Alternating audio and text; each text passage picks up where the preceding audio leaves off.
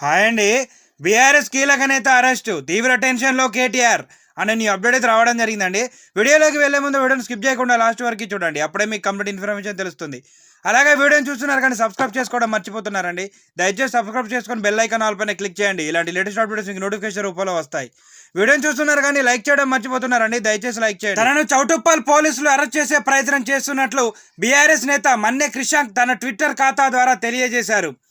BRS party social media convener అయిన మన్నె క్రిషాంక్ కొత్తగూడెంలో BRS working president KTR press meet లో పాల్గొని తిరిగి వస్తుండగా పతంగి టోల్ ప్లాజా వద్ద చెక్ పోస్ట్ వద్ద తనిఖీలు చేస్తామని చెప్పి తన వాహనాన్ని పోలీసులు ఆపినట్లు తెలిపారు.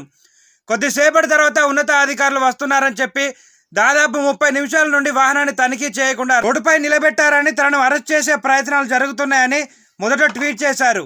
అనంతరం చౌటుప్పల్ క్రైమ్ ఇన్స్పెక్టర్ తనతో కారులో కూర్చొని తన వాహనాన్ని చౌటుప్పల్ పోలీస్ స్టేషన్కు తరలిస్తున్నారని, ఎందుకో తనకు తెలియదని మరో ట్వీట్ చేశారు.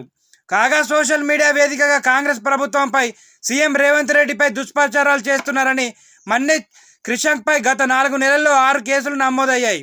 ఉస్మానియా యూనివర్సిటీలో నీటి ఎద్దడి, విద్యుత్ కొరత కారణంగా హాస్టల్ విద్యార్థులకు సెలవులు ప్రకటించారని చేసిన పోస్టుకు ఓయూ పోలీస్ స్టేషన్లో మరో కేసు నమోదైంది. ఉస్మానియా యూనివర్సిటీ ప్రకటనపై తప్పుడు వార్తలు ప్రచారం చేస్తున్నారని OU chief warden Korremula Srinivas ఫిర్యాదుతో ఓయూ పోలీసులు మన్నె క్రిషాంక్పై ఎఫ్ఐఆర్ నమోదు చేశారు.